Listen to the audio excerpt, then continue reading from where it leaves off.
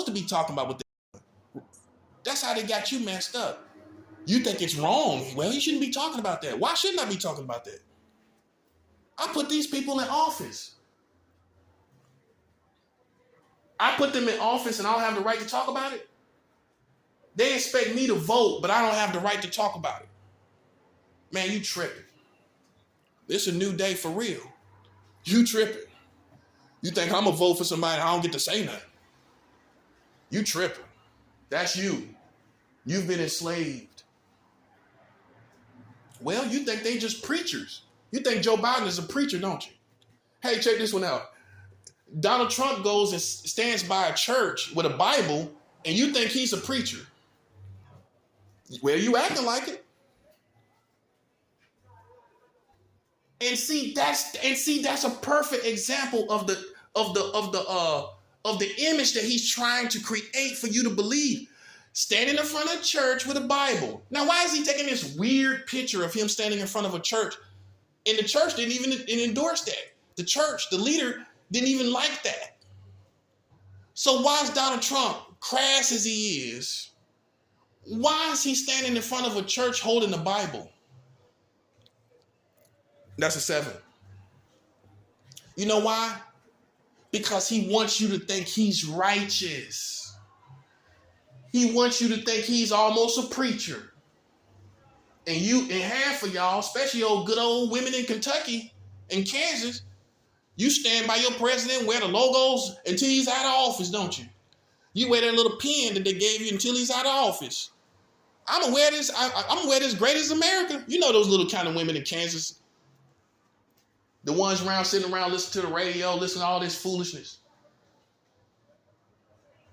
and they wear the buttons to Donald Trump is out of office. Just took it off.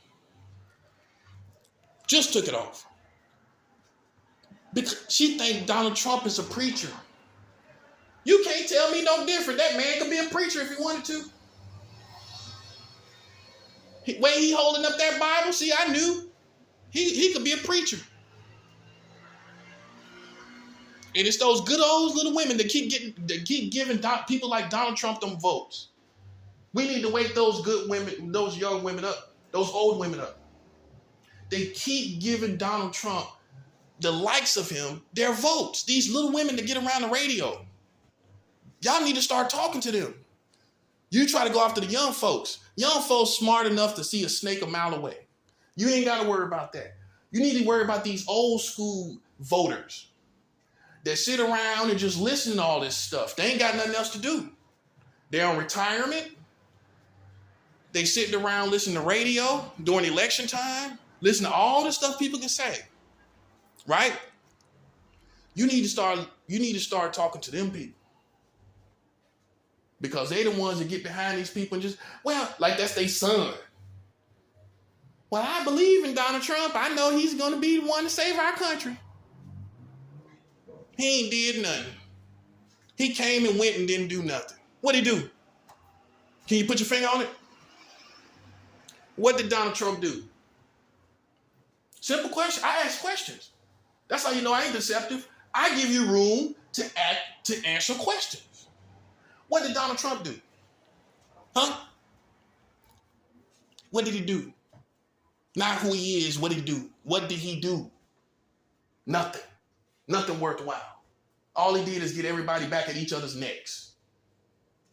The white people that did like black people, because of Barack Obama when he was in office, they went back to their corner for safety.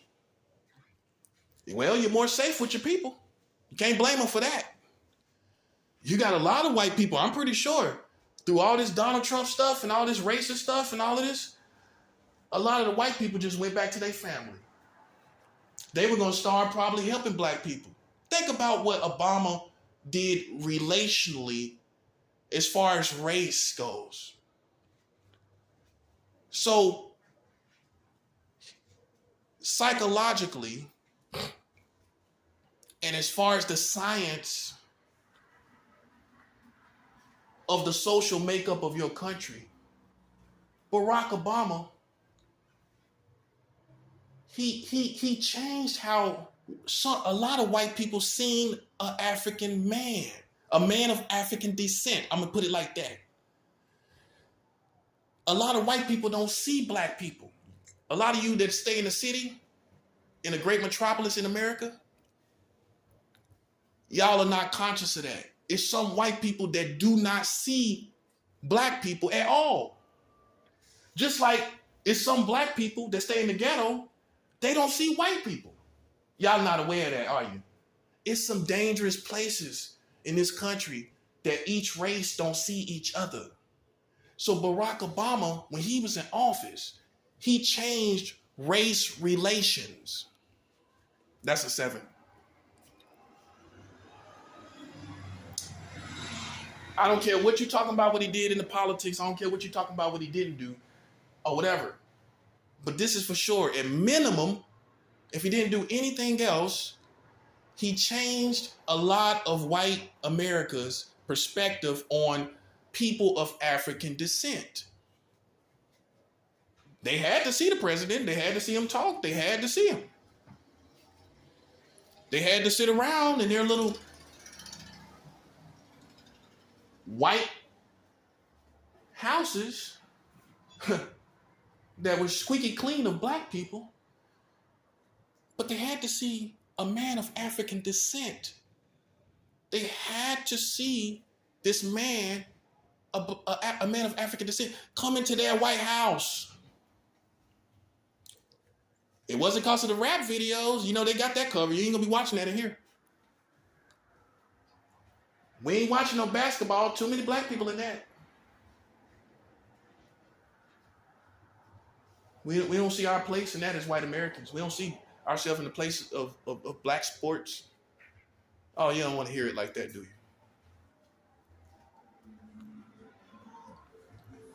But finally, a man of African descent made it to a place where they had to see him.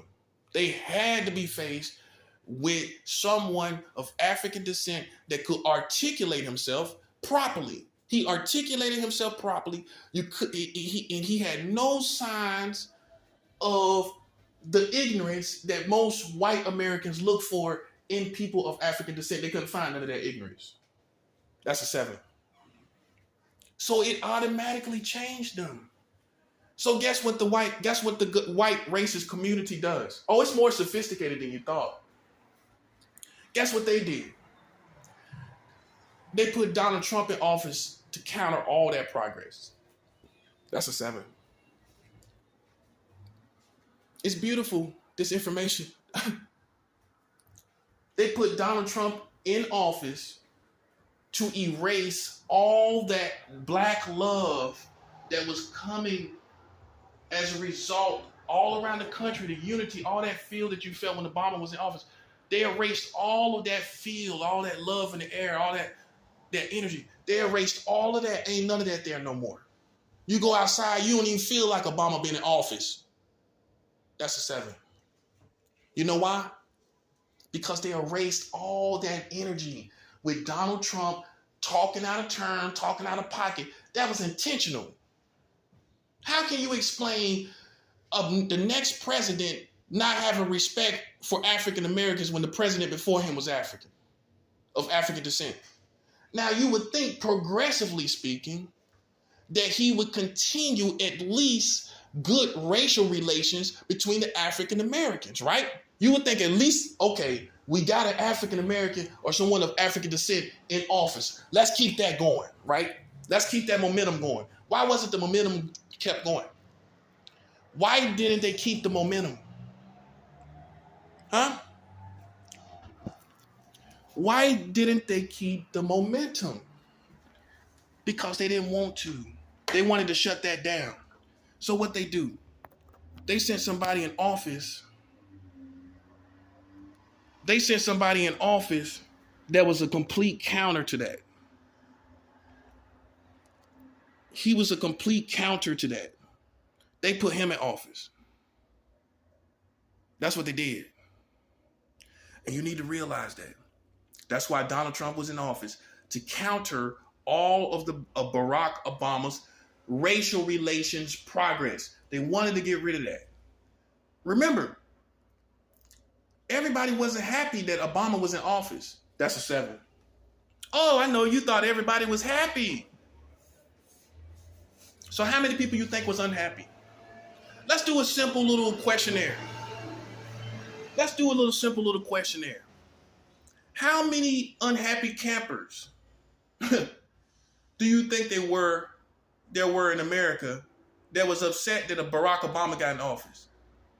How many hateful people do you think hated the fact that Barack Obama got in office?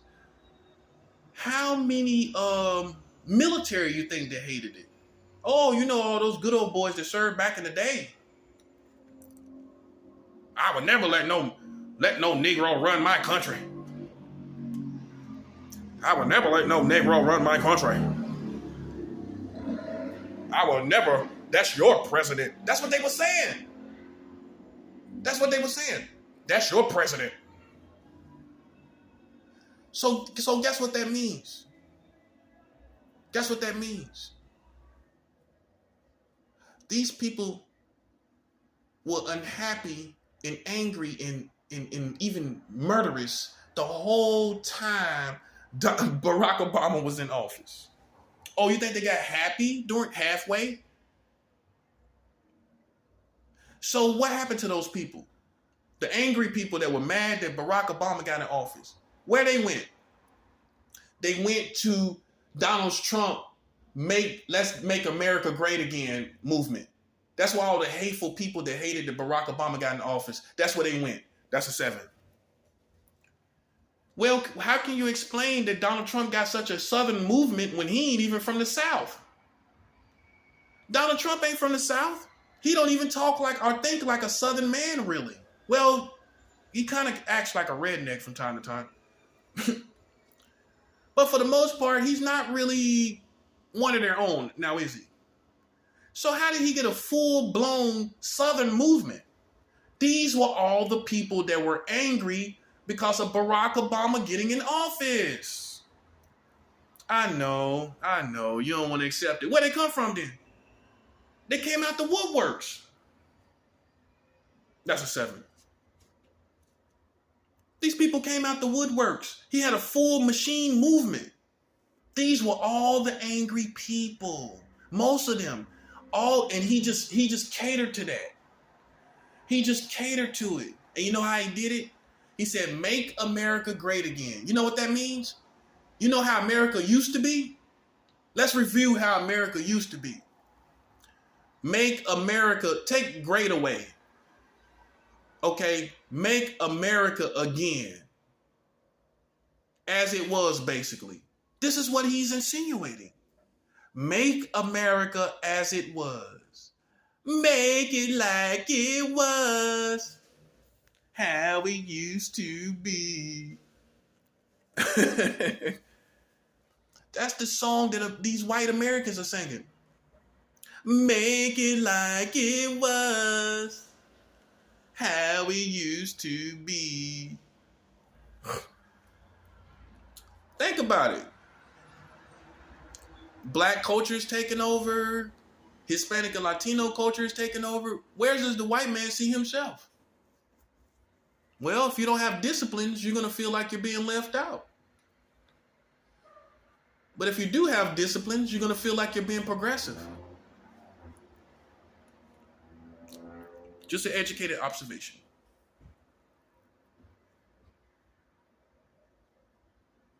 So see, they put Donald Trump in office to counter all that progress. Now, the white people that did listen to Obama, when Donald Trump got back in office and all this stuff was stirred up, they went back to their corner.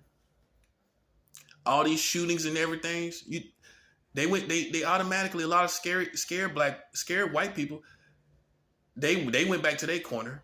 So you got people that just did it for safety. Some people more scarier than others. But a lot of the potential progression of the African American politician was dwarfed because of Donald Trump.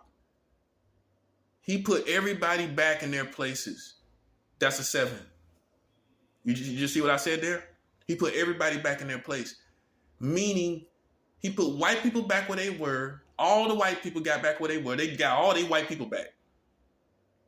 Out of fear. What they gonna do? What white people gonna do? That just started to like black people because of Barack Obama. I know you don't think it's some white people that just started to like black people because of Barack, right? Oh, you didn't think so? He did. He. That's what. If he didn't do anything else, he changed racial relations in America concerning people that had never seen a man like of African descent that articulates himself on the top level and that governs on the top level. They hadn't seen nothing like that. So why couldn't the next president in the next whole administration and the whole government be progressive relationally concerning race relations? Why couldn't they be progressive? Why wouldn't they think to be progressive? You didn't see any progression after Barack Obama, racially speaking. Did you see any progression? Okay, you didn't see any progression, right? So that means it's not on the agenda. That means they didn't take the ball and run with it. And if they didn't take the ball and run with the fact that a man of African descent was in office in the White House, that means they're not ready for it. They wasn't ready for it. That's what it means. Okay, if they were ready for it, then why isn't it progressive? If they were ready for it, then why wasn't it progressive? Why isn't anything progressing concerning that politically speaking? It's just like Barack Obama came into the White House and then all those feelings just fell off the map. You know why? Because there was no intentions of being, no one was in place to be progressional concerning the after effects or the effects during Barack's presidency. They was not ready to facilitate that progression. They wasn't able to bottle it. They wasn't able to.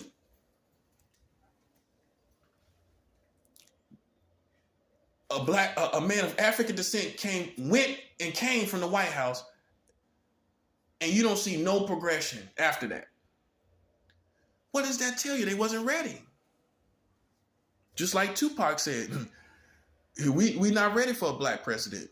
Well, if we were ready, then why aren't we progressing after that? You would think after Barack Obama, you see where I'm going with this? Remember how everybody was saying Barack is cool, the new cool, he was everywhere. How come that didn't get progressive? It just stopped. Because they didn't want it to happen. And guess what they did?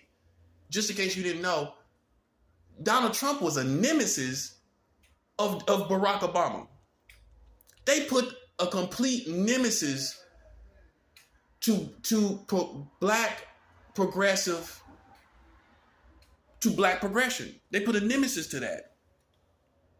That's a 7. Donald Trump questioned his birth certificate. He questioned everything about him. He didn't like Barack Obama. So what do the racist white people do? And even people that knows war encounters, they put someone in there that was a complete counter to his energy. Well, Donald Trump is not necessarily for black people now, is he? Hey, you don't really know, do you? You can't put your finger on it, can you? Well, you didn't need someone in office that you don't know if he's racist or not. After Barack Obama. And that's exactly what happened. Someone we don't even know if he's racist or not. Because he was meant to be a counter. I'm trying to tell you. You got to pay attention. Why would it make sense? Donald Trump has been around all this time. How come we just now getting around to making him president? You ain't never really heard him talk nothing as far as philosophy, right? As far as politics, anything remarkable, right? Nothing remarkable. So why did he get in there? Because he was an enemy of Barack Obama. He was a nemesis. He was a nemesis from the beginning of Barack Obama trying to get in. So how could they counter all that energy? They had to put a literal counter to his vibration, to his energy. Donald Trump is an absolute counter to Barack Obama's vibration and energy. They are like water and oil. They are like water and oil, and everybody knows that. The way they carry themselves and everything. So if white America so loved Barack Obama being in office, then why didn't they follow up with voting for someone that could continue black progression in this country? They didn't find someone, did they? Hillary Clinton would have been the best candidate to continue this progression. Now, because what I feel about Kamala Harris, now y'all say, well, Kamala Harris is in there. Look, you don't understand certain things. Joe Biden was under Barack Obama, right? They didn't like that. What, a white man submitted to a Negro? You know we can't have that. Because Joe Biden was the vice president. He was under Barack Obama. Well, you know we can't have no white man under no black man. So what they do? They put the man that was submitted to Barack Obama. He might have been innocent. There's other people that puppet mastered. They put him in office. He was submitted to Barack Obama. They didn't like that. They put him in Barack Obama's place and had a woman of African descent submitted to him now.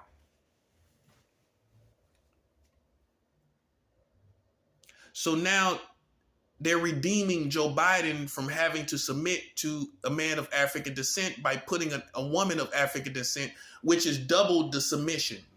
Oh, you didn't get that, did you? That's a 7. It's too deep for you, ain't it?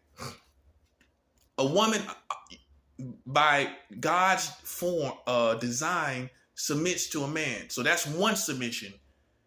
And they wanted her to submit to the man that had to submit to a black man. So so the African descent part of her is now submitted to Joe Biden because he had to submit to Barack Obama. That's a 7. It's deeper than you know, man. But the American government has 44 states marrying children. That's the greatest threat against the public. Okay?